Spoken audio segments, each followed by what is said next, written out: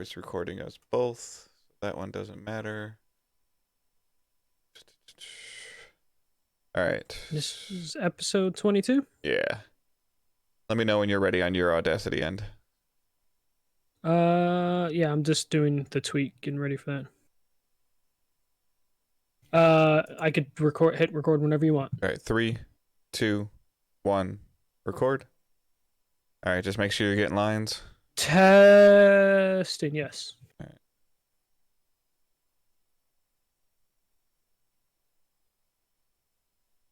But man, I've been making lists of all the things that I want to play. So like this week, I'm probably not gonna have a lot of games to talk about, but next week. Yeah. Next week. Been a rough mental week for me.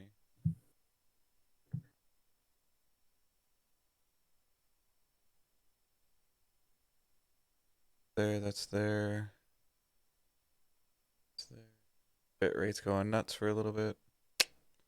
Yeah, it always takes a Yeah. couple minutes for it to settle. Just checking audio on my end. Yeah, that's fine. I was this close to buying some fucking Move controllers when I was at work yesterday. This is like, Yeah. I mean, I'll mail you could use mine. them. Shit. I might take you up on that. Yeah, I mean, I'm not gonna hook my VR up for a little bit. I'll just mail them to you. So. Yeah, because I'm looking at my other Sarah's PS4 in the living room. Like I can just put VR on her system.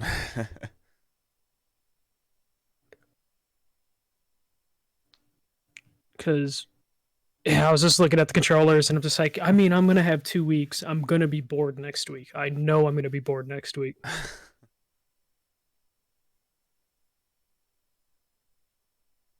Yeah. It just makes sense that I'm excited right now to be home, but I know after a couple days of this I'm gonna be fucking stir crazy. Yeah, my youngest is just ugh.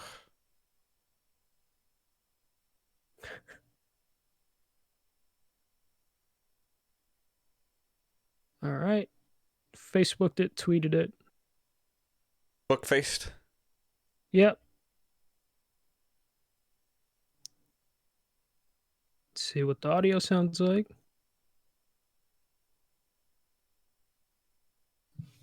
I'm good, Dave. I need you to say words. Words. I'm ready to strangle my 3 children because they're all Okay. stuck at home. Okay, yeah, you're good. Your audio sounds good.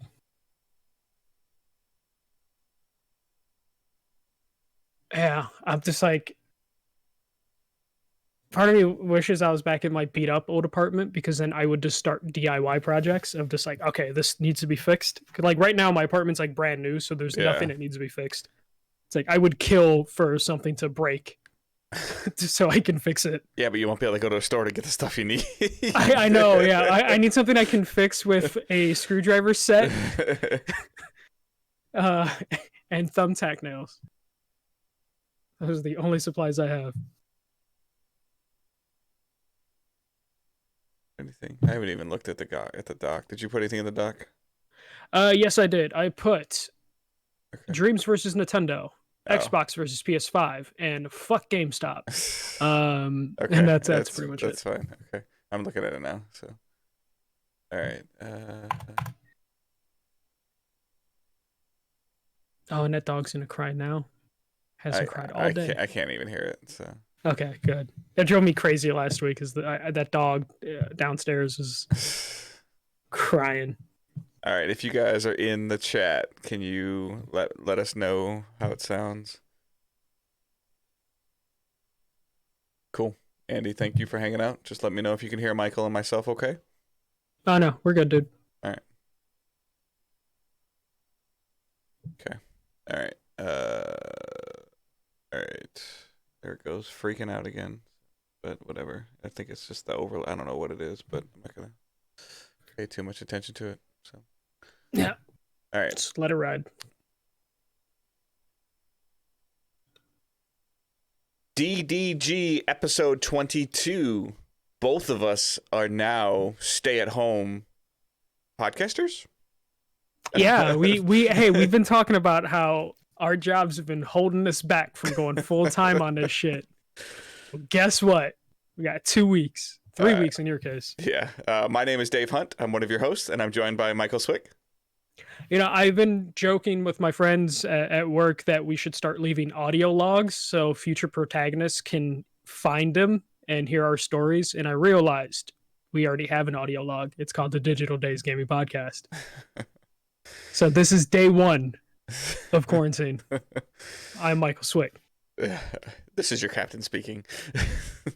All right, so as he mentioned, we are Digital Days Gaming. We are a weekly podcast that releases on Thursday mornings, 6 a.m. Eastern Time. If you would like to get the podcast released early to you, you can sign up at patreon.com/Digital Days Gaming, where you can sign up. You can subscribe to the tier that gets you 24-hour early access, so you get it on Wednesday. We also broadcast live on Twitch, twitch.tv/Digital Days Gaming, every Sunday night or Monday night, just depending. And I have a feeling that we're going to be doing a lot more streaming over the next 14 days. Yep. So be sure to subscribe there, and if you're so feeling so inclined, you can leave us a subscription, whether it's through your Amazon and Twitch Prime together, or just you want to do a paid sub to us, you want to donate bits, whatever you choose to do to help support us, that would be great. Even sharing it is helpful as well. You can also just subscribe to the podcast on pretty much every podcast service that's available. If you are able to leave us a review, that is appreciated. And again, sharing the show is appreciated. You have a lot of friends now that are working from home and looking for things to do, as the country is in what I think is probably almost to the peak of the COVID-19 stuff. I think that it's probably still gonna plateau, or it's still gonna peak, and then it might kind of level off and then maybe start falling down. But who knows? Will if people. I'm hoping it starts to calm down if people actually follow the guidelines of staying the fuck at home. Yeah, not based on some of the Florida. places that I've seen. Yes.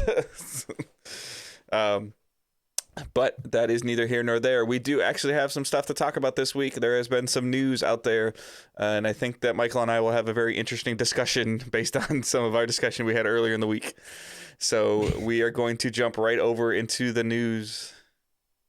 Our first story. This is something that we kind of talked about a couple weeks ago. Sony had to pull a very popular Mario creation from Dreams after Nintendo filed a copyright strike.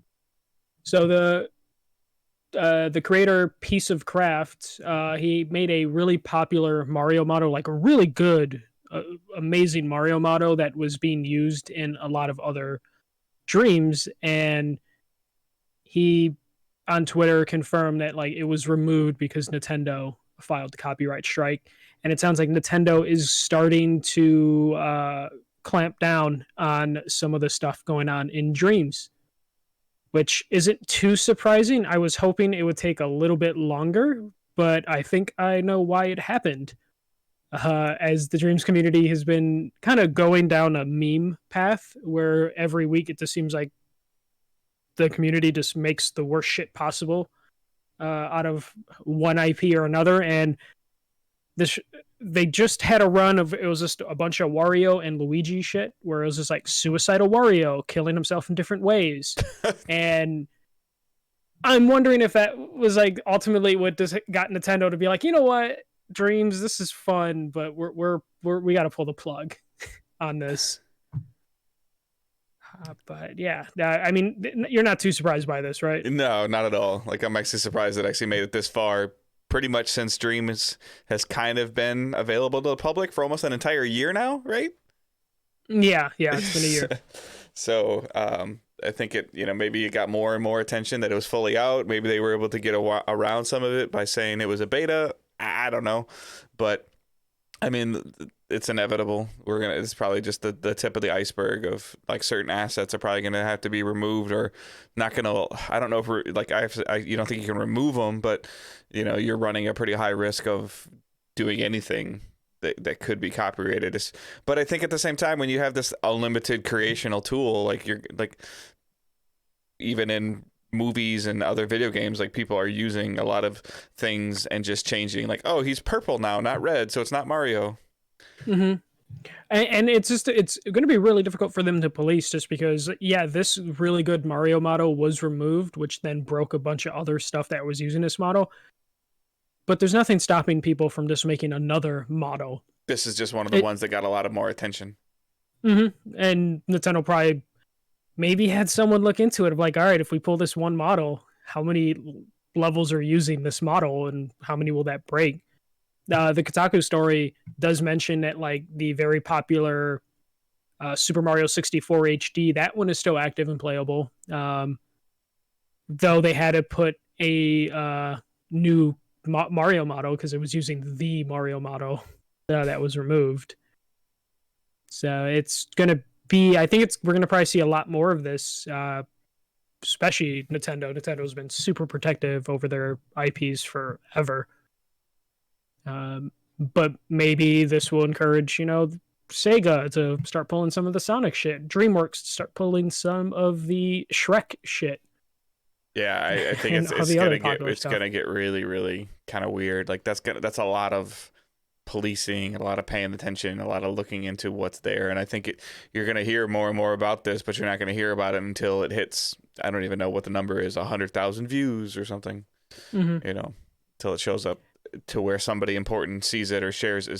Somebody shares it that somebody sees it that shouldn't see it, or that wasn't looking for it. Yeah, I'm just wondering how exactly they can police this, or is this going to be a scare tactic? Because I still have that theory that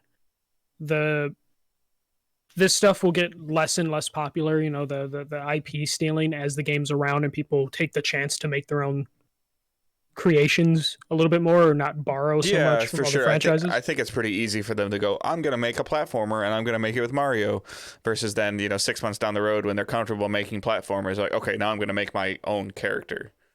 Mm-hmm. So I know that this works and this works and this works, and so now I can spend my time focusing on my character. So yeah, because I think the ultimate goal would be to hopefully eventually something comes from Dreams that ends up being a real game release, right?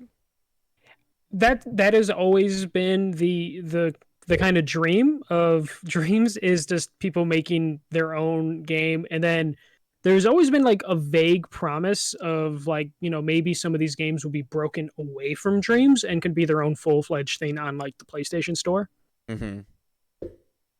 That, will happen eventually, but not if it has a bunch of copyright infringement stuff. But even then, that seems like a pipe dream, just because so many of the popular levels are being made by so many different creators that are, contributing in some way or the other. Right.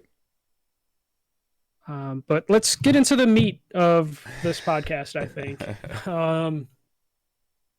So Sony finally did a presentation for the PlayStation 5. Put me to sleep. This is such a weird way how they presented it. So on, was it last Wednesday? Dude, this last week feels like it's been a month. Yeah, it's kind of hard to even put together like the timeline, but Mark Cerny stood in front of a screen and 4 people. And do you think those are real people? They had to be. Like, that would just be super weird. But Mark Cerny put on a PowerPoint presentation that was streamed live on YouTube, breaking down the hardware for the PS5. And it was a weird presentation. The one thing I took away from it is this was clearly meant for developers and not really the public. But that's my first problem with it. But Sony would have done this at GDC behind closed doors, but GDC was canceled, so they just said, fuck it, let's just throw it out online. Like, I know this wasn't live. This was probably recorded a month ago. Right. When GDC was still happening. And they just decided we have no choice but to put this online, because GDC is like it's an industry thing where you can buy access to the streams if you're in the industry. So presentations like this format that would have been at GDC, that would have went out to developers even if they weren't at GDC, is important. So they just kind of just put it online and said, let's just put it out there for better or worse.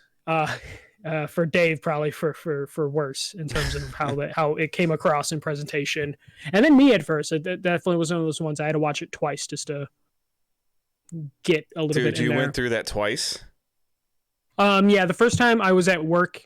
Okay. And at the same time the presentation was happening, my manager was behind me watching the Trump coronavirus presentation or conference. So those were going on at the same time. So it was really hard to focus on the PS5 presentation.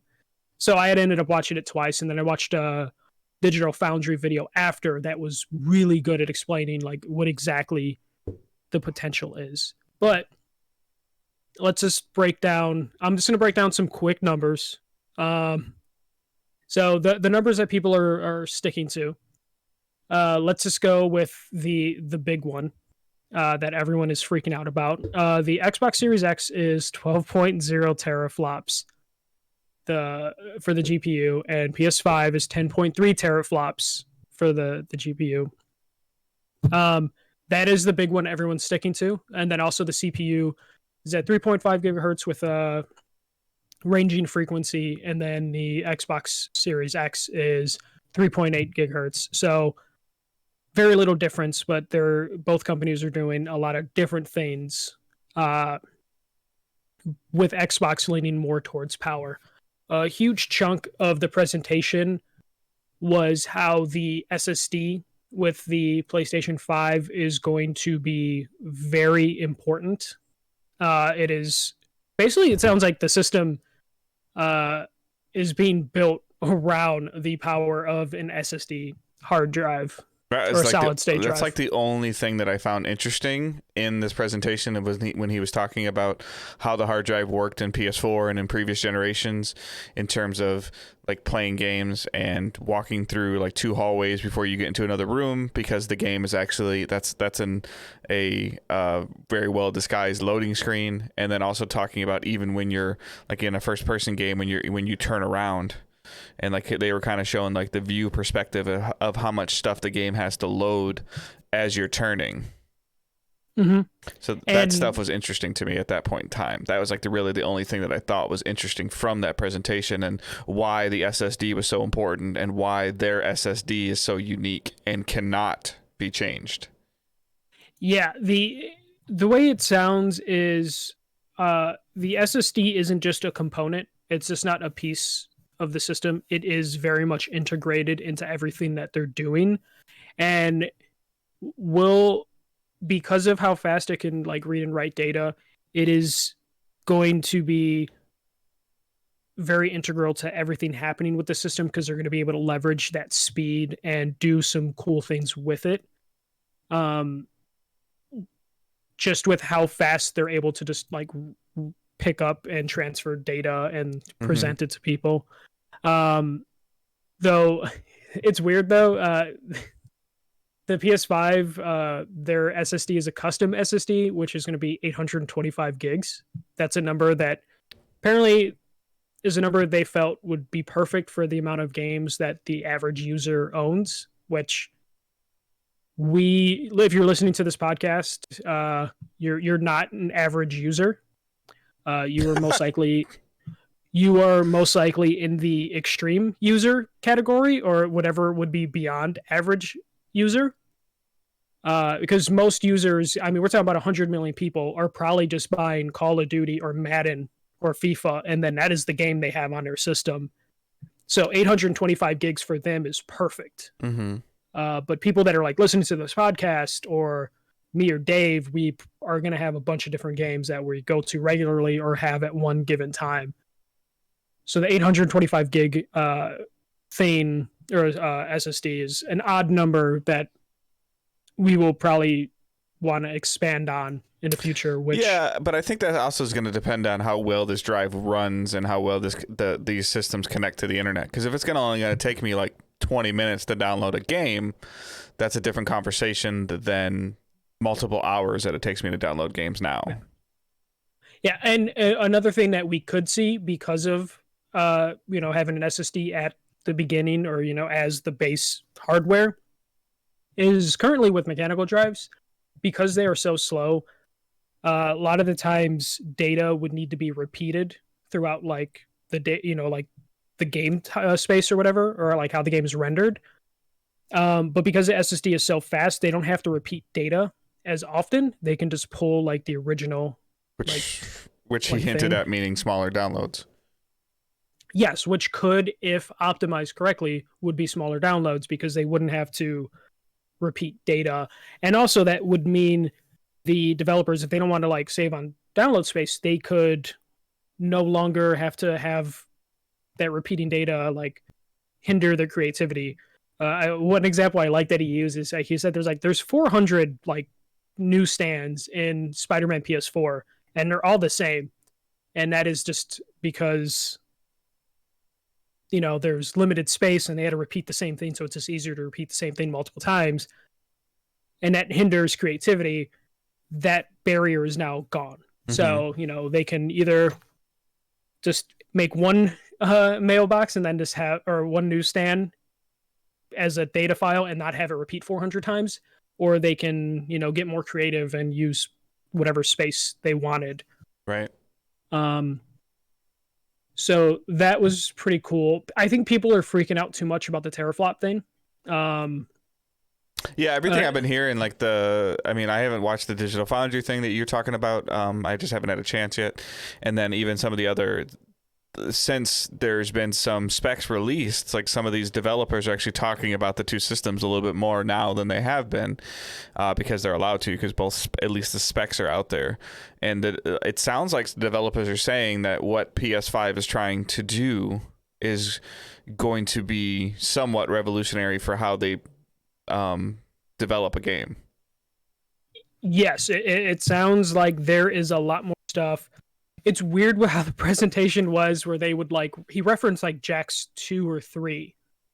You talked about it a little bit, of just like how the maps are designed, like very labyrinth like. Yeah, corridors to hide loading screens. And he's like, it doesn't have to be like that anymore. Like, we can do more impressive things and no longer have to build around loading and all sorts of different things that we don't even think about, that are done on purpose because of how slow mechanical drives are. They don't have to do that anymore. They can take the power of the SSD and really optimize that, and fine tune that and try different things. So it sounds like developers are happy with both systems, but there's a lot more buzz on what the PlayStation can do. Mm-hmm. But Xbox's approach is they're just giving developers like raw horsepower. They're just like, here is pure power and just go with it. And their SSD isn't slow either. It's just not as fast as the PS5. It's just Dave, what was the analogy you had for this? Yeah, so the analogy that I saw over social media over the last couple of days is that the Xbox is like a car that's running a V8 engine, and the PS5 is a V6 supercharged. Yeah, they're doing so many things. Like they're doing like a weird, not quite overclocking thing with frequencies for their CPU, which could cause like some heating issues, but they're also doing like some new technology for cooldowns and like their fan system. Or their box is like the size of a mini fridge. Or their box is the size of a mini fridge. So they're definitely doing some different things with the PlayStation 5. It definitely does seem like a more cost-effective way, or a cost-efficient way to produce a console. And he talked about that. Like during his presentation, he said something about they need to keep consumer cost in mind when they're developing their console. Yeah, which is going to be important. If Sony can undercut the price of the Xbox, they will probably not necessarily. They will get to a head start. In terms of one-on-one, will they win it? Who knows? But they definitely are going for like the lowest cost they can. But that doesn't necessarily mean they're going to suffer in terms of power. They're going to be creative. They have some of the best developers to do this, and then Xbox is just going to have raw power, and they're also doing some things which is a little weird. So the Xbox is going to have a 1 terabyte drive. It's NVMe SSD. But they're also partnering with, I think, Seagate for expandable memory, which sounds like they're like almost like little tiny memory cards that you pop into the back of the Xbox to expand your memory. No cost or no idea how much that's going to cost, but they're definitely going with a proprietary route, which at least sounds like they will have something day one when the consoles come out for you to expand your Xbox's storage, which is fantastic. Sony, on the other hand, they will have an expandable slot for an NVMe drive, but the specs that you need for the NVMe drive are really high to the point that they don't exist on the market currently. Yeah, and just to be clear, like, so we're used to, most gamers are used to, even on an Xbox or an Xbox One or a PlayStation 4, of a 2.5-inch laptop drive, hard drive. And I've started seeing these like a couple months ago when I was looking at my PC, and my PC has hard drives in it as well. Not necessarily 2.5-inch, but maybe 3.5 or bigger, just depending, because you don't have to worry about the compactness when you're messing with a PC as much as you do a laptop or a console. But these are like microchip hard drives in terms of they're like RAM. Yeah, they look like RAM. They look like a RAM stick, and these are like, these types of hard drives are used on gaming PCs and on PCs in general. They actually attach to your motherboard directly, like plug directly into your motherboard, like you mentioned, like RAM does, versus plugging it in through like a hard drive cable. Or into a caddy. So and it sounds like Sony is saying that that they are supporting approved third-party drives that just kind of don't exist on the market right now. Correct. And it's partially because their partnership with AMD is dictating in terms of they're trying to still, it sounds like they're trying to still see if this is even going to work. No, it's gonna work. It's gonna be a matter of the speed that it needs to be able to like read and write is going to be important because of how their built-in SSD, their custom SSD is. They will exist. It's just a matter of how much they will cost and when they will be available. Because the technology is moving in that direction. It's one of those things where, depending on how the proprietary hard drives go or SSDs go for the Xbox One, they'll be available day one, but there's no performance. It's just a standard like SSD or whatever flash memory. And the Sony one is kind of almost like future-proofing themselves in a way. So they'll have hard drives that will be able to keep up with the machine without any hindrance. Well, it's interesting because I think if they sell enough consoles, like if PS5 is successful enough, any hard drive manufacturer would be foolish to not figure out a way to make it work, just to have it say in their, on their box, like compatible with PS5 or something like that. Mm-hmm. Regardless of what the drive is and who makes the drive. And then again, if is Microsoft going to allow any form of third-party drive to work, or is it going to have to be this Xbox approved one? If it's going to have to be an Xbox approved one, I think that's a huge mistake, because it's like Vita memory cards, not necessarily to that extent, but it's similar to Vita memory cards all over again. That was one of the problems that Vita had, is that only certain memories worked with it. So if you're limiting your consumer's choice on what they can or can't do, like, that is a hindrance. Oh, for sure. That would be a hindrance. And then Sony has the issue of just like, will these be affordable? Right. the ones that are approved, which they might not be for a couple years. So hopefully developers can work with that 825 gig hard drive. Yeah, but again, like that might be enough if Call of Duty, like you were going to say, maybe on PS5 compressed correctly and not having to have repeatable data on it, maybe is only a 130 gig game instead of a 200 gig game. Yeah, that's what I was going to say, because I think right now I'm looking at something gigs for just Call of Duty. You're probably 150 gigs. Yeah, my buddy got Call of Duty, and he's downloading it, and he's like, dude, this is like taking forever. And I was like, okay, is your system wired or wireless? And he's like, wireless. And I was like, okay, you got to put that thing in rest mode and go to bed. And he goes, what? And I go, I put it in rest mode and go to bed. And then he goes, okay. I go, and by the way, get better internet. You know, but even then it's like, you can't, he's like, it's only gonna let me play this dumb training thing. And I'm like, yeah, you just need to walk away from that thing. Yeah. It's what I do sometimes, you know, I have good internet. Yeah.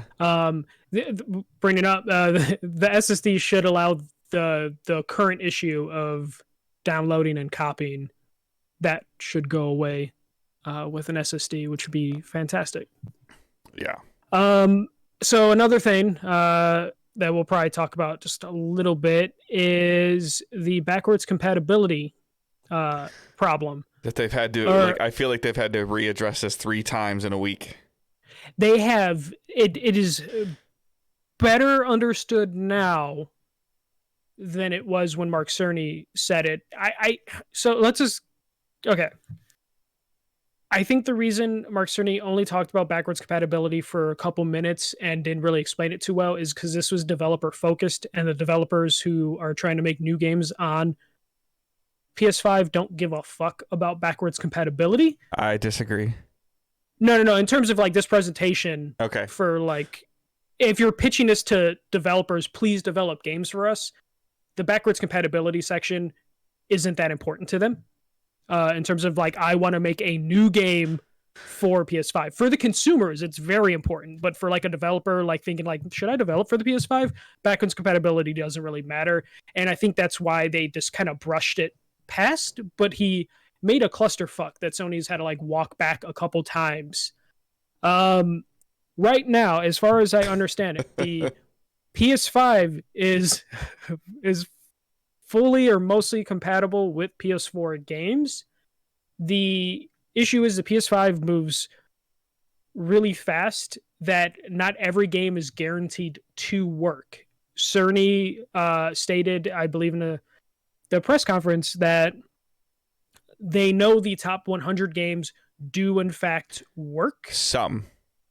Yeah, most of them, because they're testing them, but there's over 4,000 games, so they can't. No, he said some of the top 100 will work at launch. Yeah, which they then clarified that like the top 100 will work, and the rest of the game should work, but there could be issues. They're really trying to save themselves with like legalese in terms of like, we can't outright say every 4,000 games going to work, because then someone's going to be like, hey, this limited run game that I got is not working. But it sounds like it is backwards compatible. It's just not guaranteed will work or have enhanced features or enhanced, features that you would expect when you put an old game into a new console in terms of like up resolution and better frame rate. They can't guarantee that for every game that's been released for the PS5, which I think makes them look stupid right now. What makes them, it's funny though, because it's not that different from what Xbox is doing, except Xbox. Whoa, hold up. Xbox has come out and said every single game that works on Xbox One will work on Series X and run better. Every game. Yeah, but here's the thing: is they're using better technology in terms of that. But they at least had a easy blanket statement that they could put on that, and PlayStation did not have the messaging outright. They finally have it now, but it's just been updating the blog post that no one's even looking at anymore. To where they really needed to nail what they were trying to say, and they completely failed at that. Microsoft definitely has the backwards compatibility game going. I still think we will hear about PS1, PS2, PS3 backwards compatibility when we finally get the consumer-friendly press conference. But as of right now, Sony just looks like they shouldn't even have fucking mentioned backwards compatibility, because this was for developers. But they did, and they fucking now have to deal with the next 2 months before they do another press conference, probably, where they outright say what's gonna be the case. Yeah, it's bad. So my biggest problem with this, other than the presentation was really boring, which I get that it's a game developer conference presentation, that's what it was supposed to be for. My first problem with that is that you put it on your YouTube channel. You advertised it as a reveal, which, you know, like, fine, it was, but you knew what you were doing. You knew which audiences you were appealing to. You knew what was in this presentation. You did this to yourself. My second problem is that it has been almost an entire year since Sony themselves have said the word PS5, other than the Wired article that Cerny did as well. So, and in that year, your competitor, your number one competitor in the console market, has come out and said, our system does this. Our system does that. Our system looks like this. This is how this is going to work. This is how this is going to work. They laid out bullet points for Sony to counter each time.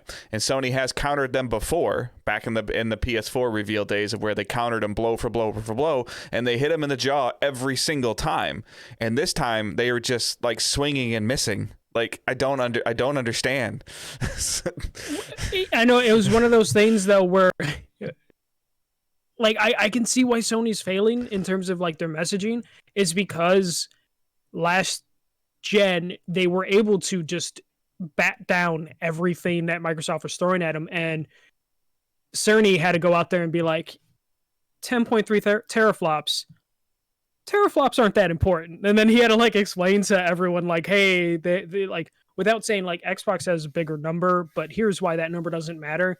And it's just, I feel like Sony, they were the first one to like kind of, actually they weren't even the first ones to strike.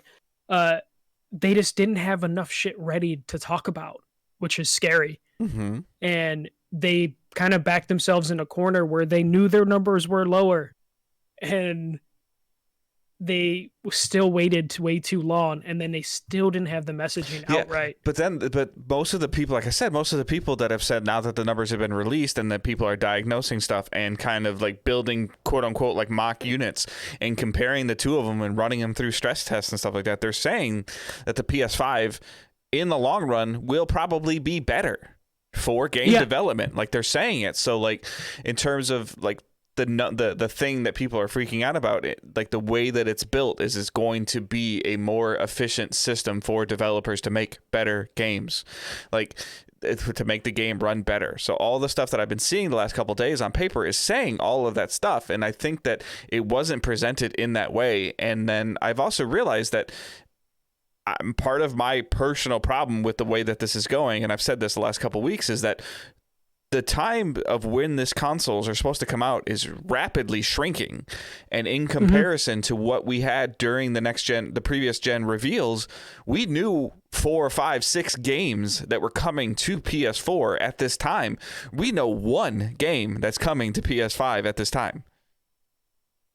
It sucks because I think something that I don't know enough people are talking about, a lot of people left Sony, and I think we are seeing that effect now with the horrible messaging and then the lack of talking about the system, in terms of like, you have Andrew House is gone. Andrew House was always really good at doing presentations. Layden is gone. He was good at doing presentations, very personable. You have a lot of like third-party guys. You have Gio Corsi gone. Adam Boyes. You have all these people that were really fucking good at messaging. Even Shu has changed roles. Yeah, and it seems like his is shrunk down, or he is too busy doing the like outreach to indie developers that he can't be a face right now. Yeah, and that's why I think that, you know, you had said, and I mean, I'll let you go. You had said that like backwards compatibility to a developer maybe is not that important. It is if you're comfortable and you know how the PS4 architecture works, and you want to develop a game based on that will then just work better on PS5. But now they're being told that like it might not work. Yeah, and that's bad. Yeah, it comes down to I think it's messaging, and now we're at a point where most studios right now are disrupted because of the current state the world's in right now. We know production lines are going to be disrupted, though it sounds like China's getting a little bit back to normal now. But we're at this point where I almost don't want the consoles to launch this holiday, because I don't want anything to be rushed. and it already doesn't sound like it's going to be a fun next gen like launch. Well, it sounds like we're going to have these really cool boxes and we're going to play games that came. We're going to play Cyberpunk. We're going to play Ghost of Tsushima. We're going to play Last of Us 2. We're going to play Halo Reach, or I'm sorry, Halo 6. We're going to be playing Destiny. We're going to be playing Overwatch 2. Like these games that are also going to be on the current gen consoles. Which makes me feel like that we should wait another year so we don't have this. I said it on Twitter this week, like right now, today, and my mind has not changed since I said it. So like right now at the time of recording this show, if you're telling me that I need to spend $600 on one of these consoles this holiday, $500, $600, my choice that between these right now, what to take $500 and put it on is going to be into my gaming PC. And that is a fair like response to how things are going. I hope my mind changes, because I do like consoles and I've been playing on consoles for a long time, but you know, again, I have to do it. I mean, it's kind of like the way that my mindset is of comparing, you know, they're trying to like, you know, if you really internally ask Sony of what their goal is when they launch their next gen console, is to sell as much or more than they did of the PS4 in the same time frame of window. So the first quarter of the console release, their goal would be to sell the same amount or more. And right now, the time frames are off. Like, we don't know. I don't care about how much the system is or isn't going to cost currently. I don't care what it looks like, if it's going to be like a box, a rectangle, a circle, a sphere, whatever the hell it's going to be. I don't care. What I care about is why do I want to buy this system? And the only thing that I took from Mark Cerny's presentation for the PS5 reveal of why I want to buy this system is because my games will run faster. That's it. Yeah. And not all my games might not, all my current library might work. And I think that you had mentioned this. So that means that I might not be able to put my PS4 in a box. Yeah, I was super bummed out with that. And I'm hoping when they do their consumer facing show, though, to your point earlier, it was on YouTube freely. So it is consumer facing whether they wanted it or not. It just sucks. They were just kind of put in that situation where GDC's canceled because of COVID-19. And they were just like, fuck, okay, let's just release this. I'm hoping at their consumer friendly show they put out a face, though it better not be Ryan, because I do not really like him as a presenter.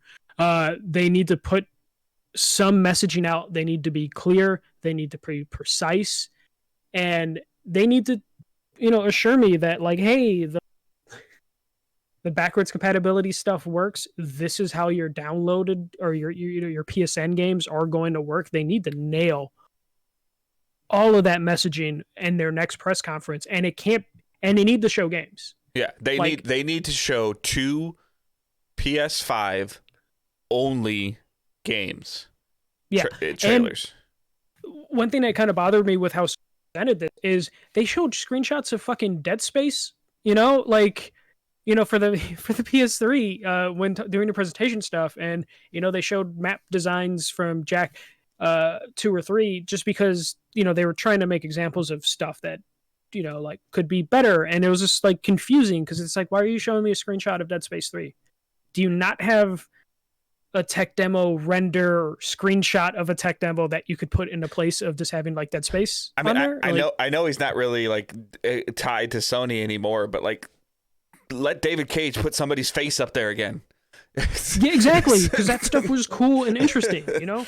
Like, give us the rubber duck presentation that they did. I think Phil Harrison is the one that did the rubber duck thing where they just had a tech demo with like 1,000 rubber ducks being dropped into a map. Or as many times as he's mentioned, as many times as Cerny mentioned Spider-Man during that presentation, show Spider-Man on PS4, split the screen in half and show it on PS5 and let them see it. Like, put the freaking the loading screens like side by side, like show which we know that exists because they were presenting that to the Wired people. Yeah, so like I just don't understand. Like, show and, you know, build the hype as many times as he mentioned the word Spider-Man and how the assets are already built in. Like, show Spider-Man 2. Like, if you know, we know it exists. We know that's going to be their next game. Yeah, like, just show us the model for Spider-Man 2 versus the PS4 Spider-Man 1. Or Put those models up. show me how MLB 20 is going to look better on PS5, because MLB 21 ain't coming until April. Like, and it'll be on everything. So. Yeah, so it's like these games of like that are already out. Like, show me, the same presentation you did of Ghost of Tsushima running on a PS5. Show me one of the 100 backwards compatibility games that you have tested. Like, show me that. Like, even if it's really small, Xbox. If you go to Xbox Wire, when they did their like hardware breakdown, they have really good just GIF images of Xbox One version of Gears versus Xbox Series X version of Gears, and it's just a screenshot. But that is so much more powerful for some of the stuff Cerny was showing. And I promise you, they're going to do the same thing with Halo 6. Oh, Infinite? Yeah, Halo Infinite. Sorry. So yeah, they definitely are going to do some of that stuff. We could probably rant all day about this. I don't think we're going to be satisfied until we get the consumer-facing show. With quotes, heavy quotes on consumer-facing. Yeah, and I still don't think you're going to see PS1, PS2, or PS3 working on this box. Like, it's just not going to happen. Yeah, the only reason I have some faith is because like the homebrew scene has gotten like PS2 and PS1 games running on PS4. So I'm like, they should be able to pull this off. But if they can't make all their PS4 games work, they can't make the other ones work. Well, no, again, it's not that they all can't work. It's just some of them might be broken. So it's like, in theory, they could possibly get it, but it would be like, hey, some of these will be broken and there's no actual way for us to test all of the games that were ever released. But they can hopefully figure something out. But chances are what they'll figure out is PS1 Classic, PS2 Classics, PS3 Classics as downloads, not you're using your original disc, because they'd rather resell you a copy than doing anything. Do you have anything else for this? Because I'm kind of like, we could talk this I'm not happy. I mean, I 6 months, 7 months away from these consoles that are going to cost $500, $600. Like, we're in the show me time. I coronavirus, COVID-19 aside, like, we're in the you need to show me something. Like, especially like it's gonna get bad. Either show me something or say, hey, you know what, we're pumping the brakes for 4 months. Yeah, like when do you think we would? What's the latest you think they could say consoles aren't coming out this holiday? Like June? Yeah, July 1st. Yeah, because I can't drop $600 tomorrow. Like, I had to prepare for it. You have so I think if you would look on the back of your launch PS4 on the manufacturer date, I bet the manufacturer date on your launch PS4 would be one of the summer months, which would show you that they would need to make that decision by sometime this summer of like, hey, this is not going to make it to the holidays, in terms of like how much the COVID corona stuff has affected production. But also now production be damned. Now it's just about like messaging and will there be content?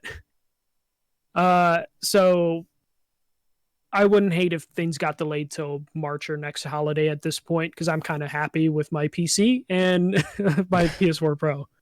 Yeah, I mean, and then I'm starting to get worried about like, okay, like Naughty Dog's working on Last of Us. Like, sure, they're working on something else, but Sucker Punch is working on Ghost of Tsushima. Either they're working on some type of expansion, their second team's working on some type of expansion for that, or they're briefly working on their next project, which is another 3.5 years away. Yeah. There's more than likely another God of War in development to continue that new trilogy, or that new kickoff that he did at the end of God of War. But I don't think that will be ready in the launch window. Well, that's the thing, is the only studios they have like on deck that are their big studios would be Ready at Dawn, Days Gone developers, Santa Monica God of War developers, and Insomniac or Spider-Man the Insomniac developers. I don't think that Sony Bend. I don't think Sony Bend is ready. I mean, they might. Oh, Sony Bend, yeah. Yeah, I mean, Ready at Dawn, the people that made The Order, I don't think they're a Sony exclusive studio, but they have been making things for. Yeah, like if you look at all of the studios, I don't see them having something at launch. And you read Blood, Sweat, and Pixels. if I'm not mistaken, when they were talking about Uncharted 4, Naughty Dog was a 2-team studio at that point, and then wasn't it during Uncharted 4 they realized that they aren't a 2-team studio? Like it just doesn't work Mm-hmm. for them in terms of like their crunch and their demands. So like even then, like even if they have a skeleton, There's like 12 team, people working on the next project. Yeah, which won't have anything for like 3 years. Yeah. And I mean, it's maybe probably same Sony thing for Sucker Japan. Punch. Sony Japan might have 1 or 2 things coming out, but I mean, what are we looking at? Another like Knack 3 at this point in time? Like, come on. I hope so. Though there are other rumors that they're trying to work with Konami, which I don't believe. Yeah, it's just like at this point where like I'm at the you got to show me, and everything that I've been seeing now is just like it pains me to say it. I mean, it has nothing to do with the transition, anything that we made, but like Xbox is just, Phil Spencer is a better public figure right now than anything that Sony has. Yeah, because I love Mark Cerny. I've called him the Bob Ross of PlayStation. He's very relaxing, but he's not that guy who's going to get you hype like a Phil Spencer is in terms of presentation. And I really liked how Sean Layden was. I liked how Andrew House, I think, was like a in between of like a Sean Layden and a Mark Cerny in terms of how he presented things, and everything, all the stuff that I've seen like Ryan do. I don't want to see Ryan on a stage. They need a new face. Yeah, I was going to say the same this. thing. They need somebody, and I mean, I don't even want to do that, like in their, from 33 to 48 years old, that's, high energy, that you can play, sit there and be a salesperson, for them, and be energetic and excited, and not sound like he's just going through the motions. Like Jim Ryan's the CEO. He's the guy that sits behind a desk and makes decisions, and probably has a fantastic mind for business management, but relies on the guy that sits in the other office to make his stuff sound cool. Yeah, and we've seen him present, and it's been okay. But I've never been excited after a Jim Ryan presentation. They need to find someone to present, especially because their next reveal is going to be their most important one. It sounds stupid, but it's going to be their make or break. Well, and, time. And it seems like if I had to guess, they're going to throw it behind a State of Play. You're not going to. I don't even know who that woman's voice is. That's I don't know. I'm pretty sure she introduces herself, but I have no idea either. Yeah. Yeah. I don't know. I mean, we could talk about this for days, and we probably will be talking about this. It's going to be the only thing going on. Yeah, that's for sure. The last thing I put in the news story is fuck GameStop, but that's kind of all I wanted to say. Pennsylvania took their license. They had to. So GameStop is one of the companies that have been just like fucking up like the way to handle the current world situation that we find ourselves in. I get where they were coming from, but they dropped the ball like 100% in the way that they were trying to say it. Like people are at home. We talked about it last week. Steam numbers are through the roof, which I'm guessing means active PlayStation users, active Xbox users is probably through the roof as well, because there's nothing else to do. Which means that you want to pick up games, and a lot of people still buy physical media. That's fine, and they want the game, and they want it now. Like they want to go down the street and get it. Like I understand that, but you dropped the ball in terms of your presentation of, or your perception of telling your associates, stay open, we're essential. Like, yeah, that's bad. No, no protection, no cleaning supplies, nothing. We would like you to attempt as hard as you can to keep your doors open, but maybe go through different things of maybe you take the stuff to the customer, like in their car. Or I think now they're actually doing physical delivery. Like they're doing delivery, and they are finally doing curbside, but they were gonna just drive this into the ground until Pennsylvania like took their license away, and then that's when they're just like, okay, we tried.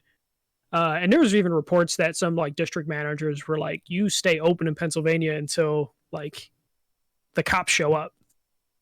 If you want to see how bad, or want to hear how bad GameStop was giving out directions, there's YouTuber Camelot 331. He actually leaked the conference call that corporate GameStop had with the managers, and it's just kind of heartbreaking hearing like worried and scared store managers dealing with corporate people that are clearly working from home and are just advising them in horrible ways and just lying to them. So look that up if you want to see how a company shouldn't handle a pandemic.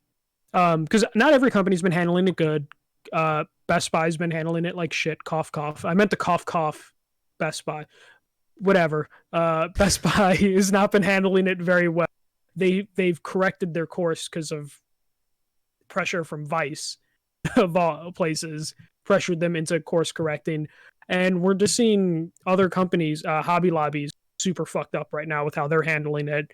And we're kind of seeing a lot of corporations' true colors, though they're corporations, so we should expect corporations to go on the side of money. I mean, the problem is that there's not a playbook for this. No, but there's other events that these companies should be looking at in terms of like, hey, we had stores that were in a state that dealt with a natural disaster. How did we handle that? Can we apply some of that to some of this? And they're just handling it really bad. But that's a whole other discussion. But GameStop probably won the worst way to handle this in terms of for stores. Because they didn't even course correct. They just were like, okay, I guess we're fucking closing up shop. Yeah, so fuck GameStop. Back to you. Yeah. All right. So that is what we have for the news for this week. So what we're playing and watching. Watching for me, I watched X-Men Dark Phoenix with my wife. Oof. Okay. Yeah, I fell asleep. You're gonna say it's not bad. Okay, good. I was gonna say because let's see, if you would have been like it wasn't that bad, then I mean, I don't hate the X-Men movies. My problem is that their order for me, like the amount of time it's taking for them to come out and kind of how they flow. Like I've lost connection of where they are. Like I would almost have to like see a chronology. They have as well. Yeah, with the time travel stuff. And my wife, even when we were watching it, she's like, "Where's Wolverine?" I'm like, "I think he's like in a different time warp, in a different timeline right now." And then he comes back, like at a certain point in time. So this takes place in the 90s, so he wouldn't be part of the team. Even though in the movie that took place in the 70s, Mystique kidnapped. Fuck God. Damn. Yeah, I mean, Jean Grey's story is like is super interesting to me in terms of like how certain things ended, and like a movie focused solely on her, mostly on her, is it was good. And I think that I don't think that I fell asleep because I was bored. I think I fell asleep because I became slightly uninterested in a certain area, and I've had a really rough week. So I would maybe like to watch it again, but there was nothing, like the pacing was off at the very beginning. So that, that caused some problems. I watched, my wife hadn't seen Hobbs and Shaw, so we watched that again. I watched that on a flight to San Francisco, so I was, pretty good with that. We tried watching the live action Lion King. I think I fell asleep during that as well. I think that certain ones they've done really well. I've seen the live action Aladdin, and I really like that. I just feel like that's a little easier to portray because it's like people and versus like animals. It was more or less I kept asking myself like, is this computerly generated? Like this looks real. Like how did they get the lions to do this? Like it's just like am I really watching something that's live action versus like Aladdin, which you could obviously tell like Genie was, with Will Smith was some computer generation stuff, but like Aladdin, Jasmine, they were all people. So like in Beauty and the Beast I felt worked as well because even the Beast was a person in a costume. So those seem to work.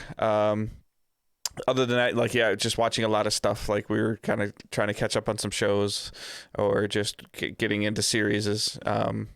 So there's, nothing in particular. We're caught up on like our NCISs and our SWATs, and we seem to watch a lot of CBS lately. So like All Rise, which is a judge show. It's just kind of where we are in our lives. Like I'm entertained by it. There's some pretty interesting guest appearances in All Rise. It's I'm having a good time watching that. It's just one of those things where it's like 35-40 minute increments. I'm sure that I would love to hear, show recommendations or movie recommendations.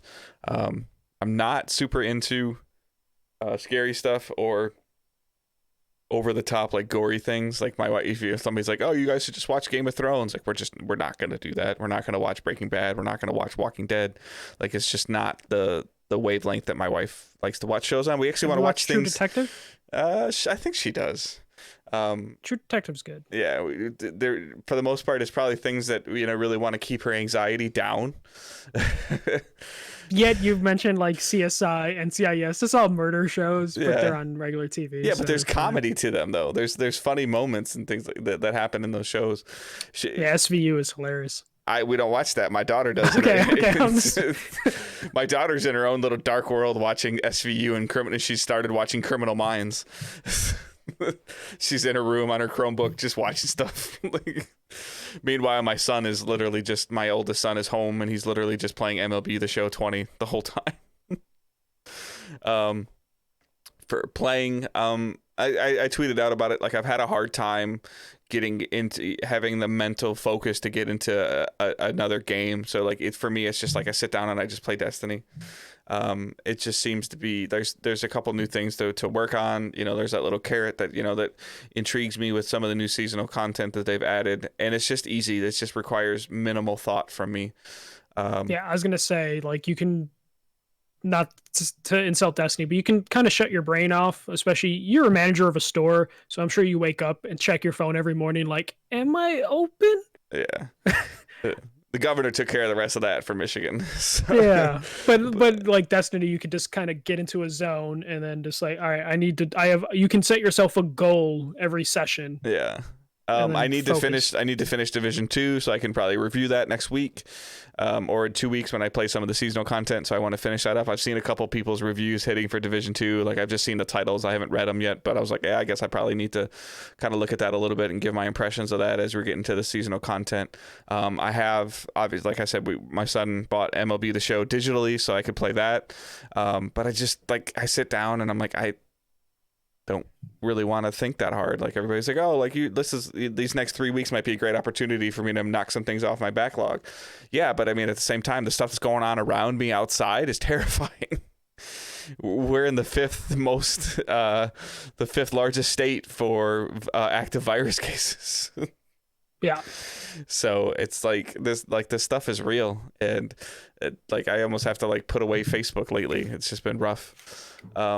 But just trying to find anything that's gonna relax, and I'm sleeping like crap the last 6 or 7 nights. It's just terrible, and I don't know if that had to do with work or the unknown of with my pay, or am I gonna contract this virus and am I gonna bring it home?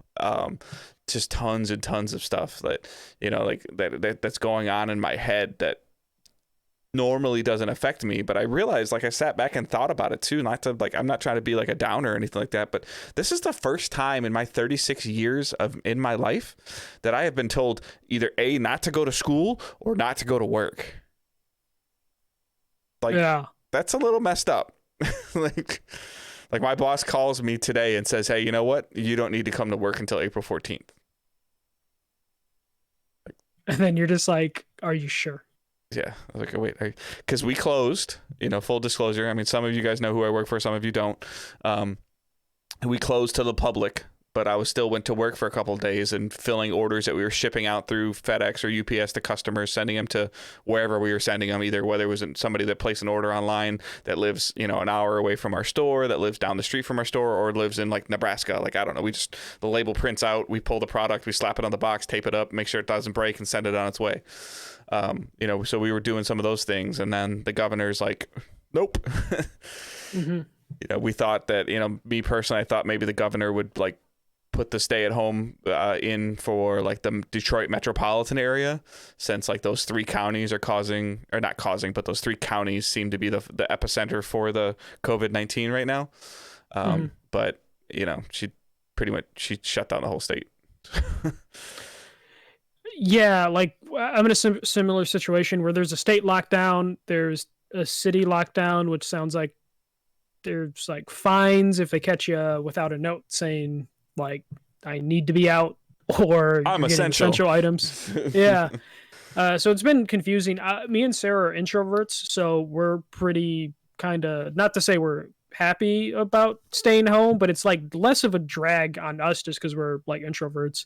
Though the cats, I think we fucked up their cycle because like they are just constantly like, if you guys don't leave and come back, when do we know when we can eat? Type of shit. So we've messed up their cycle. But like my mom, my dad, my sisters, they all live together, and my mom isn't the most connected person, so getting a text message from her 2 days ago being like, your dad says I can't throw out the garbage because of the lockdown, and me being like, you can throw out the garbage, it is fine, you can go into the alley and throw the garbage away. So like most of my worrying, like me and Sarah are going to be fine, but most of my worrying is like, okay, are my parents going to be fine? Can I give them enough information that they know what to do with it?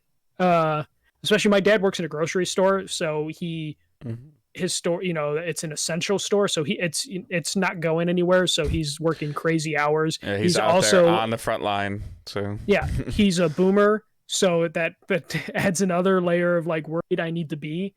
And it's just one of those things where I'm constantly thinking about that. So me personally, I know I'm fine, but like anytime I'm texting my parents way more than I usually do, just to see how they're doing, and also to like, my mom will send me a Facebook post and be like, "Is this true?" And I'm like, "No, that is not true. That is a lie. That is nothing that you should worry about." And just kind of like being a fact checker for them has been kind of draining.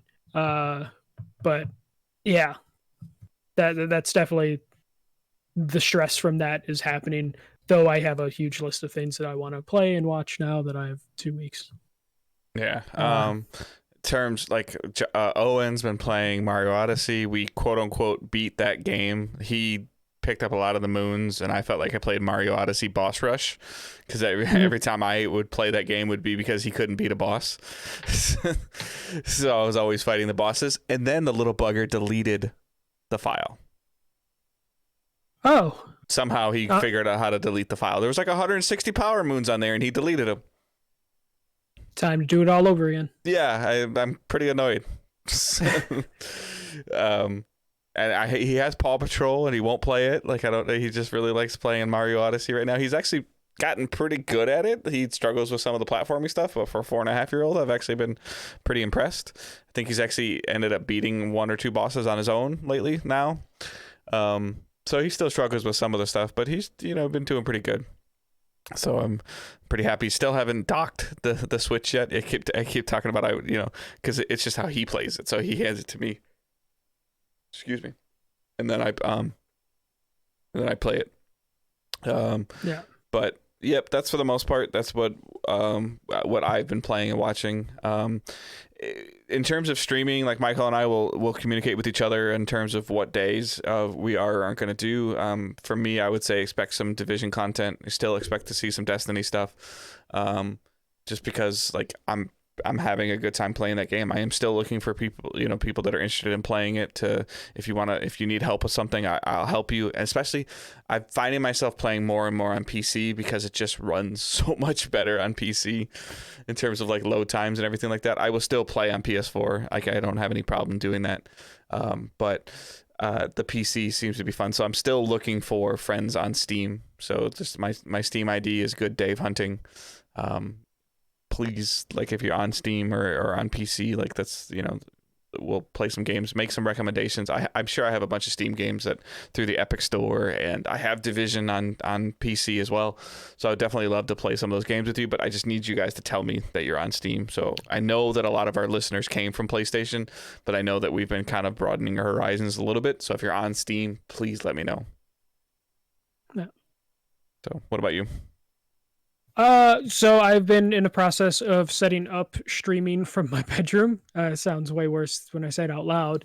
So Sarah's still working with a beanbag chair.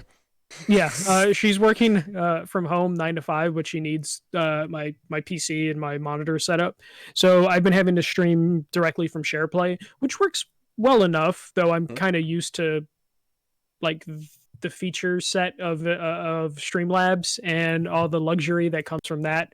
But I basically had to set up my bedroom TV with my PS4 or my hard drive, figure out a mic situation, which isn't that good just because I'm having to, use just a headset because when I plug in my Yeti mic, it wants me to plug my headphones through the Yeti mic and I don't have the optimal setup.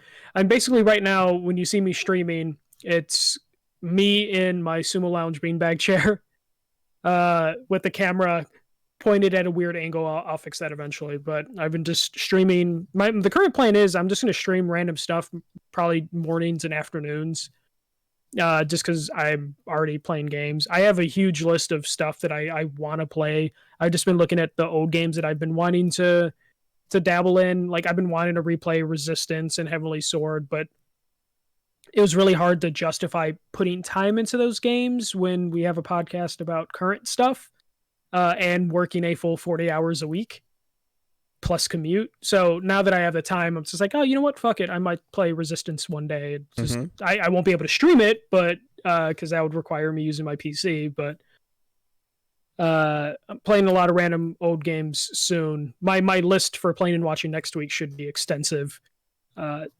Warning for Dave, he'll have to listen to all that. Fine. Yeah. So today I played Call of Duty Warzone with friends.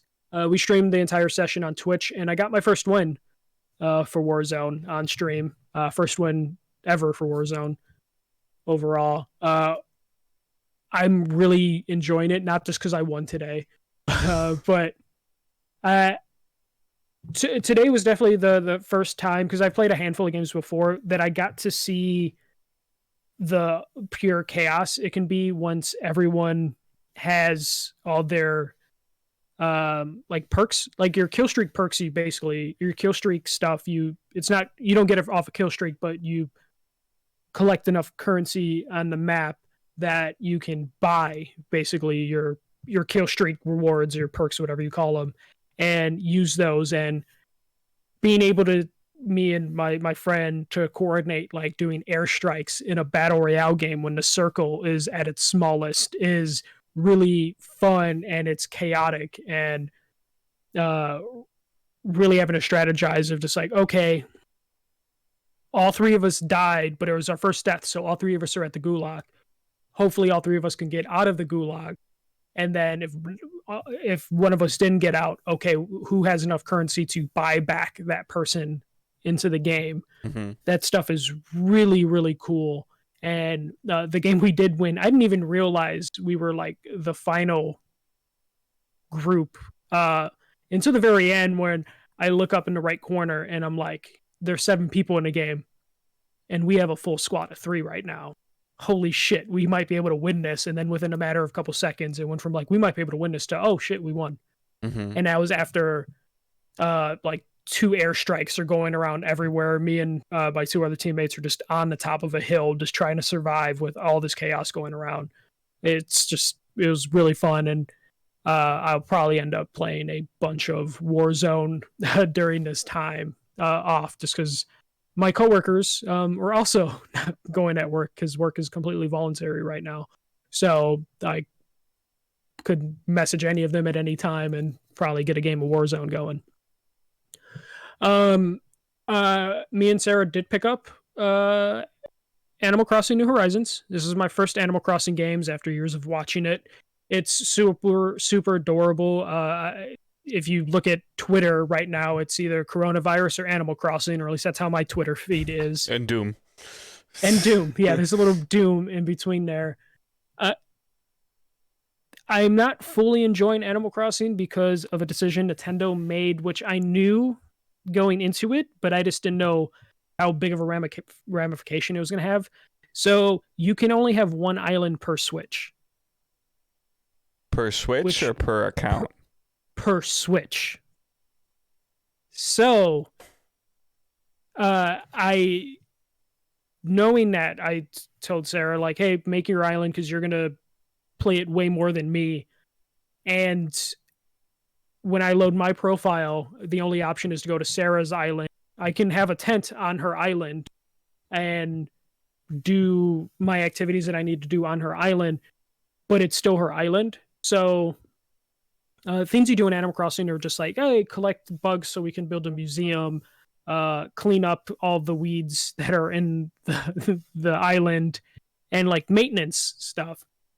Sarah did all that during the day. She already built the museum. She already did all the maintenance stuff. So then when I went to go play it at night, there was nothing for me to do but fish and collect basic materials. So I lose out on a lot of different things, which isn't a big deal in general because in our situation, I knew going into Animal Crossing, I was only going to play it maybe once every couple days as opposed to her playing it every day, but it's still a bummer. It's a weird choice. Like and it's a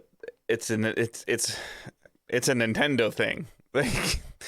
Like they have an integrity that they set for Animal Crossing, and sometimes they go a little too hard with it. I'm hoping this is something that they'll realize. They need to give people the option, because what if someone doesn't want to share an island? What if you had, like Dave, what if everyone in your family wanted to play Animal Crossing, and you had 5 profiles on your Switch and they all just had to go off one island? That would suck.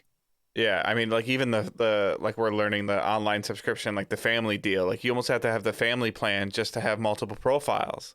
Like it just doesn't make any sense. Like it's in 2020, like I can have 2 completely separate PS4s in different states. And there's a system that you can set up that I can only have, and I can use one PS Plus subscription, but on one Switch, I can't have somebody else go online unless they're on my account. Like, that's dumb. Yeah, you have to get the family plan, which I had with Sarah. So you can get the Animal Crossing app, which is built into the Nintendo Online app, and I pay for Nintendo Online. Sarah doesn't. All Sarah wanted to do was scan some QR codes so she can get those items. Yeah, exactly. It's just so she can get those items into her game. She had to sign up for a Nintendo Online account and then do a week trial just so she can scan some QR codes, which is just like, Nintendo, what are you doing? And luckily my Nintendo subscription expires at the end of the month, so I'll just bump my plan up to the family plan. But it's still like, it should work like PlayStation or Xbox, where the main account is the only account that needs a subscription. Yeah. It's stupid. Well, it's really annoying. It also sounds like some of the stuff I've seen about the Animal Crossing. I'm sorry, is that? Yes. Okay. I don't know why I just totally lost that. But there are some catastrophic decisions you can make in this game that could cause you some long-term problems, and not having the ability to maybe have like 2 concurrent saves going on in separate things, like a lot of times those people, like, they'll want to kind of start over or maybe have 2 different things going on so they can try out different things to figure it out. Like, this doesn't sound like that's an option. I have no desire to play this game, but this is my worry is, what if I think Sarah's happy with her island, but what if she's just like, you know what, I really should have went with the other island choice. If she resets that, then I'm kind of shit out of luck. It's just like, oh, I was cool with that island choice, you know, like, because there's only one island, it really restricts what you can do. So far, it's been fine, just because I know I'm not going to play Animal Crossing that much, but it's weird that that's restricted. And my fear is Nintendo is going to be like, you can get a second island for $5, you know. And I know you're talking about you're playing it. You could see yourself maybe playing it for like a month, maybe like 6 weeks. Like, how long is Sarah going to play this for? Probably every day for the next like couple years. Okay, so because that's what people with Animal Crossing do. They play it because of specific holiday events, and it uses a real-time clock. So Sarah's going to want to see what the Christmas stuff's going to be, so she will play this game until Christmas or whatever. Yeah. See that content. It's always interesting in the way that they have some stuff that's always cool, like, on how they're evolving things, and like, that's a really interesting choice that Nintendo made, and then it's like, that's not a good choice, and there's really no in between. Yeah, I will say the game is adorable. It's got all the charm that has been hyped up to me about Animal Crossing, so I do like playing it. It's just their fundamental structure that they built around the island system is just kind of frustrating. It is kind of funny seeing my Nintendo friend list. all playing Animal Crossing. Like every single one of them. If I go to my friend list, it's like I remember on the PS4 when a exclusive would come out, your friend list would turn all into that exclusive, and that's exactly how my Nintendo friend list, which is only 20 people, granted, but 16 of them are online at one time. They're and I could visit their islands, which is fine. But because I'm a secondary account now, it's weird. So I just feel like I'm always visiting someone's island, which again is fine because I didn't plan to play the game that crazy or like that dedicated to it. So in the end, the grand scheme of things is not the worst thing that happened. But what if I really got into it? What if I really wanted to? Then I would have to buy a second Switch, and that's kind of crazy. Yeah. But that is it for playing right now. I have dabbled with Tetris Online like always, Overwatch 2 because they announced a new character, but that's nothing too deep to talk about. Watching. Watched 28 Days Later earlier. Virus stuff. Survivors, which is a British show from like 2008 about a virus wiping out society. So watching that. What is wrong with you? I don't know, man. It's bad enough for me that Hobbs and Shaw was about a virus injected into somebody. But Survivors is really good. It's not a zombie or anything. It's like a virus wipes out most of humanity. And then I don't know. It's just themes. I finished the 4th Harry Potter book, Goblet of Fire, which is now my favorite Harry Potter book. I also watched Goblet of Fire, the movie, and that is my least favorite Harry Potter movie. And it's just weird how that works. Goblet of Fire has so much stuff going on, and then the movie cut so much out. Like I was watching it with Sarah, who's read the books, seen the movies, and I'm just like, wait, why are they already at the scene? The scene didn't happen until like 12 chapters in, and we're 2 minutes into the movie. What the hell's going on? And just seeing how they cut and change things around was just kind of aggravating. Going to start in the 5th book now, so we'll probably have an update.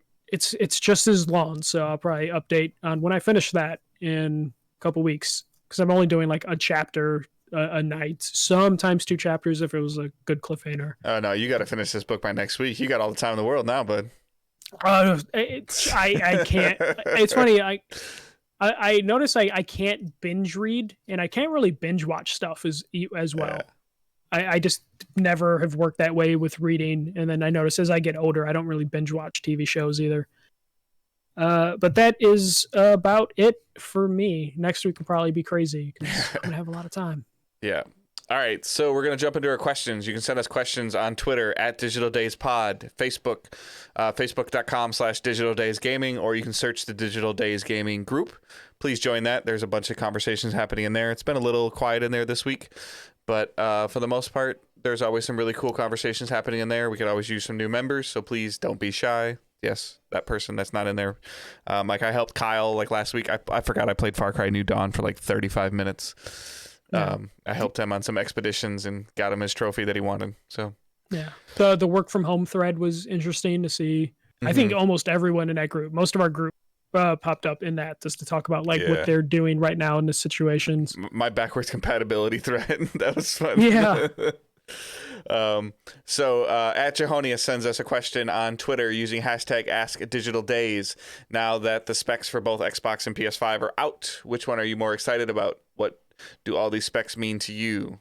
I think we kind of beat this dead horse, but for me, my game is going to load faster, and I don't know if I want either of them at the moment. Okay. For me, might sound fanboyish, but it's PS5 just because I have a PC that will run the Xbox exclusives. So I'm more excited about the PS5 than I am the Xbox in terms of which one I will buy day one. Despite all the issues, I'm still leaning more PlayStation than Xbox, just because I know the exclusives are going to be something I will need a PlayStation for. And like the SSD, The SSD for both systems. I've been wanting everything that the SSDs are offering for many, many years. All right, you want to take the next question? Yeah, Branham asked us, this was a reply just because I put a GIF of Mark Burley, and he replied saying, name one stadium, referring to baseball stadiums, I'm assuming, do you really want to visit? Dave, is there a baseball stadium, if we're ever allowed to go to baseball stadiums ever again, would you want to visit? It's very, very close between Wrigley and Fenway. I will, Fenway for me as well. Yeah, mostly because I want to go to those. Happen. I know I can, but I mean mostly because I want to go to. I'm more worried about Fenway than I am about Wrigley at this point, but like, one of them's gonna close soon. I don't think Wrigley's had any falling concrete for a couple of years, so Wrigley might be fine. Well, they just pumped a whole bunch of money into like the outfield and everything like that too, right? Like yeah. So Fenway hasn't had a huge upgrade since they put seats above the Green Monster, but yeah, I think they got rid of all the troughs, and put urinals in about 10 years ago. So Wrigley is getting updates. It doesn't bother me because I've been to Michigan's Big House, which was just like wall-to-wall troughs in their bathrooms that hold 110,000 people. First time I went to Wrigley as a kid and I saw a troughs, I walked right out. I'm just like, no, because it was real bad in there. Wrigley, Cub fans get drunk, so it was real bad. But yeah, Fenway is for me. I do want to see Dodger Stadium, even though I know Dodger Stadium's relatively new when you talked about Fenway and yeah. But I also realized that, not Fenway. When you talk about like Yankee Stadium, or new Yankee Stadium. But I also realized when we went to like Grand Central Station or whatever, when we were in LA, we went out to dinner with Wyatt and stuff. I realized that getting to Dodger Stadium is not as much of a challenge as people made it sound like it is. No, it sounds super easy. It's for you and I. Like, that's fine. Yeah. All right. It was like you have to ride the train. It's like I'm fine with that. Yeah. I was like, we were trying to find somewhere to eat. I'm like, Dodger Stadium's that way. Like, yeah, we get some Dodger dogs and catch a game. Like, there's a game right now that we could walk up to. I was like, on Twitter, Ali Shan at Ali Shan using hashtag AskDigitalDays. MJC Friday Night SmackDown. Your thoughts on having no audience that night and the possibility of WrestleMania being canceled. My understanding now is that WrestleMania is on, but it's going to be in their studio, right? Yeah, so they've been doing a studio show for the last 2 weeks, which have been weird.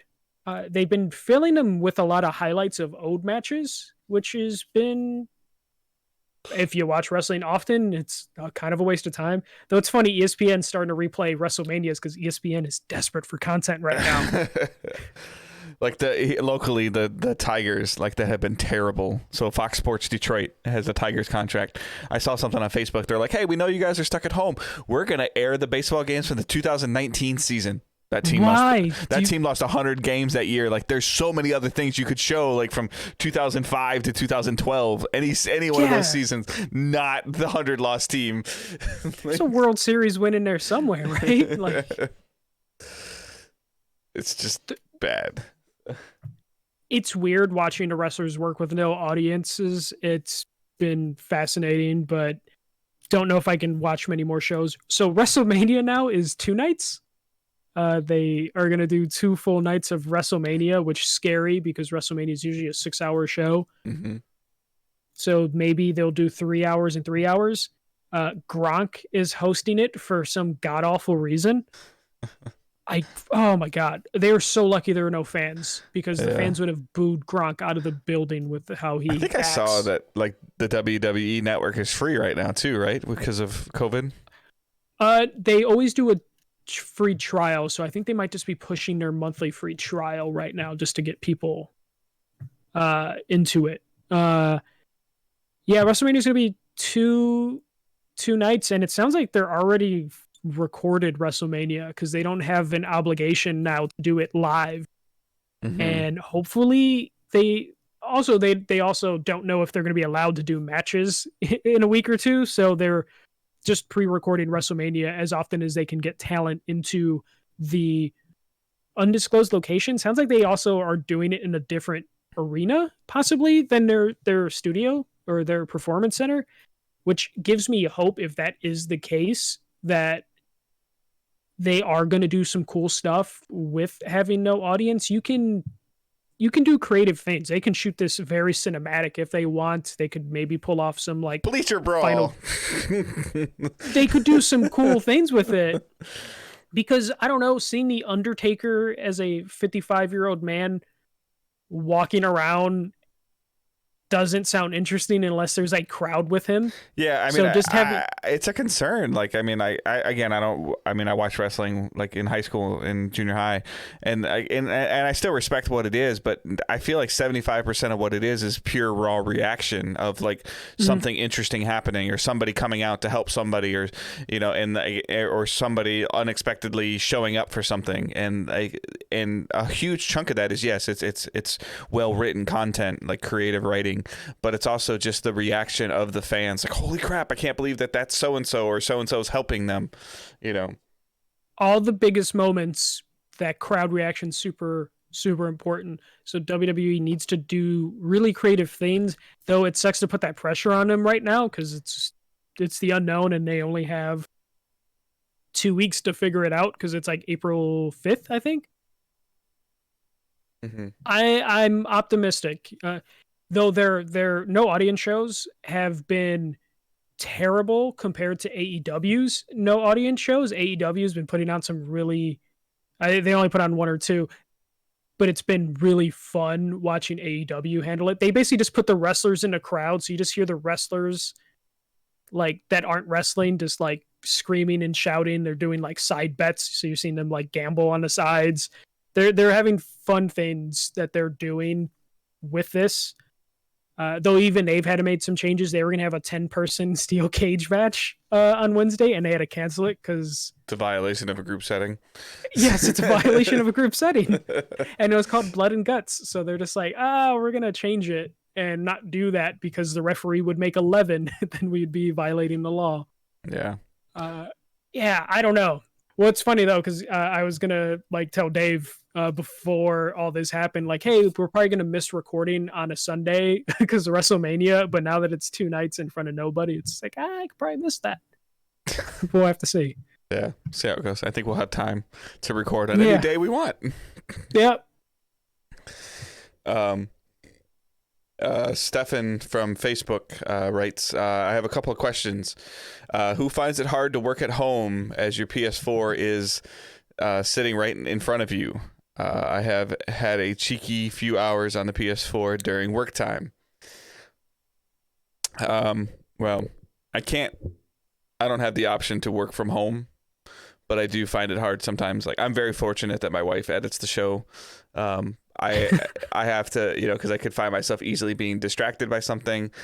Even sometimes with like the multiple monitors I've had set up here when I've like guested on other podcasts, I find myself sometimes playing games while I'm doing that. So in terms of like easily being distracted by things, I need to, like, now I'm looking at like multiple monitors in front of me, and I have like the Google Doc pulled up, and I have a full screen of Michael so you guys can see him, and then I have OBS and Audacity running, so like my screens are taken up. But yes, I can find myself very easily distracted. So I think that if I ever had a job of where I could work from home, that could be a problem. And speaking to some people that I know that do work from home, and then I'll see them online sometimes, and I'll send them a message. They're like, no, I'm just kind of like playing a game while I'm like waiting for something to download, or I'm waiting for a call to start. Like, and that's kind of how they function. So yes, I could definitely see that as a challenge. And then a second question. How many people find playing video games even more escapism right now and use it to relax in the evening to get away from all the horrible news? Go ahead. Yeah, I've been definitely playing video games a little bit more for escapism, which is why I think last week I got deeper into Overwatch, because I was just like, keeps me off Twitter, and Twitter sucks right now. Yeah, it's like Overwatch is like your comfortable shirt, and Destiny's like my comfortable shoes. Like, you just you come home and you put them on. Everybody has that T-shirt that they want to wear, or you had a rough day at work and you just want to like put your like some people have that blanket, like they grab their blanket and their book or whatever, and like that's what this is for us. video games are definitely a comfort setting, and we find yourself defaulting to a game that maybe doesn't require as much thought, or doesn't as much thinking or brain power or processing. Like, I have Zelda Breath of the Wild, but I don't know if I want to go into a temple right now and really rack my brain for 5, 10, 20 minutes just to figure something out. Like, I don't have the headspace for that. I find myself getting distracted, and then my mind wanders into other things. So yeah, my escapism has been sleep. A lot of sleep when I can. wish, man. I wish. Yeah, but the sleep might be depression. No, it's probably not. It's probably fine. It's just sleeping has been really good right now. For me, especially I get to sleep in again, which has been very nice. To fix my sleep schedule might be alcohol induced soon. that sounds like depression. I don't drink much. Yeah. You know that I don't drink much. So yeah, you're like the babysit a beer type. I'm also like that as well. I barely ever drink. I don't know. I have found myself where I'm running into now that I have time in the world, that even though it's only been like, today's my first official day, but I also had 2 days off in a row before Sunday, which was the last official day I worked. And even then, those 2 days, I'm like, I have all the time in the world. What should I do? And then I just kind of get crippled by choice in terms of like, do I really want to start that? Do I want to start that? And then I end up not playing anything. I just watch YouTube videos. Yeah. Which is a problem. But I think I have a game plan now. So I'm going to try and execute on that game plan to just play a bunch of stuff that I've been wanting to play. I might even subscribe to PS Now, just because there's some, I looked at it. I really want to play Warzone with you. Like, I do want to play that. I want to check that out. And then we're going to move right into the spotlight that I'm not sure if you realize this is happening, but Bleeding Edge comes out this week. Yes, I was actually going to interrupt you earlier when you were talking about like Xbox. I'm just like, hey, Bleeding Edge is out this week. So I think maybe that you and I should do some stuff that, since we know we both will be home for large increments of time. Like, I would love to play Bleeding Edge with you. I would love to play Warzone, and we can stream that stuff, and we can have really cool banter and cool chats. And you guys can be, Michael can stream, or I can stream. Like, I have access to, the ability to broadcast the audio and adjust it because I'm in front of my PC. My wife is starting to use my wife and son have started to use my office area for schoolwork and online tutoring. They need to get out of my office. But it's only in small increments of time. But yes, we would like, there are some stuff that we want to do. So if you guys see us online, like, we'll have, either a party going or join our Discord. I'll actually be able to get Michael in Discord so we can actually talk, especially if we're on PC. Mm-hmm. But the PC might have to be in the evening. Yeah, it would. Yeah, but I mean, it means that I can be on PS4 with him, or I can have him just be on Discord on his phone if I'm playing on, because well, somebody told me that Warzone is pretty taxing on a PC, even a high-end PC, so I probably will just play it on PlayStation. Yeah. But yeah, that was kind of be my spotlight. I've seen a lot of advertisements for Bleeding Edge. It's part of Game Pass, so I'm definitely going to download it and check it out. So please just, go ahead and follow us on social media. Follow Michael at FirstMJC. Follow myself at Good Dave Hunt. Follow the main account at Digital Days Pod. So those are the 3 ways that you can see us. Like, anytime we go live on Twitch, you'll see that on Twitter. You can also follow, just like the page on Facebook. Just search Digital Days Gaming, and then while you're there, you should get the page that you can like, and you can just join the Facebook group like we mentioned earlier. You can send us the questions using hashtag #AskDigitalDays, and like we mentioned at the beginning of the show, we have a Patreon. It would be really cool if you guys decide to support us. I know that, everybody's, finances are in massive flux right now. So if you can't, that's fine.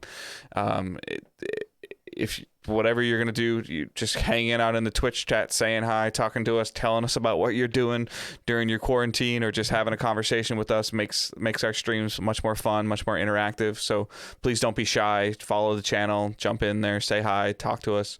And sharing. Yeah. Share the show. Most applications you subscribe to on podcasts, there's usually a share button somewhere that you can let everyone know you're listening to our show, and that's very helpful. Yeah, Facebook will, and don't think that just because, you're like most of the people on your list aren't gaming, maybe it'll show them, or maybe they're going to try something different because they're looking at something to have as background noise, and maybe they'll become a fan. Maybe they'll think Michael's like really intuitive about certain things sometimes. Doubt it. So, but yeah, I mean, like we said, like we've got some time now, but our plan is to continue to produce the content for you guys on a regular basis. We've seen a lot of you guys say that this is something that you look forward to on Thursdays or on Wednesdays, whatever it is.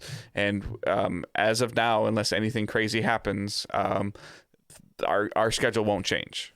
Our goal is to produce consistent weekly content as much as possible, and to stream when we can. So as for now, I don't see any of that changing, but please, everyone, just flatten the curve, help, stay home if you can, check on your neighbors, check on your relatives, help out any way that you are able to. But at this point in time, it's just about not spreading this virus anymore. So please do your part. Please be safe. Wash your hands. Get online with us. Have some fun. If you're online playing a video game with me, at least I know you're home. But you got anything else, Michael? Or No, the social distancing, self-quarantining is super important right now. If you and your friends all think you're all healthy and you're fine, that doesn't mean you guys can have a group party or anything like that. Just stay home. This will be over sooner if more people just stay home. This is like the one situation that you're a hero if you stay home. So just do that. It's really easy. Just don't go out unless you have to. So, all right, everyone, keep moving forward. Have a great week. We will see you guys next week. See ya. All right, that one stopped.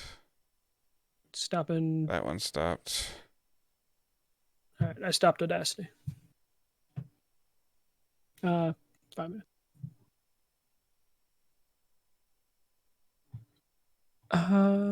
All right. So Audacity. Oh wait, we're still live. Oh yeah, my bad. And bye guys. Thanks.